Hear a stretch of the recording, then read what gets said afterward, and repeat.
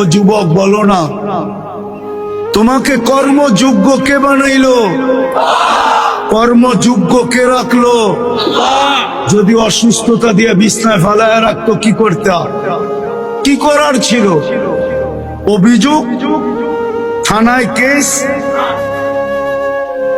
কোর্টে যায় আপিল, র্যাবের কাছে নালিশ, কি করার ক্ষমতা ছিল?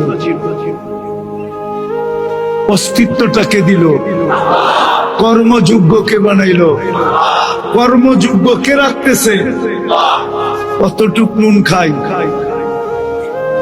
গুণ কতটুকু গাই? গুণ তো গাই না আল্লাহ।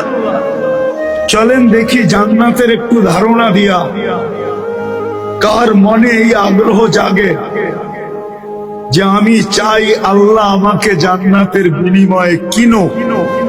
এই আগ্রহটা কার মনে পয়দা হয়?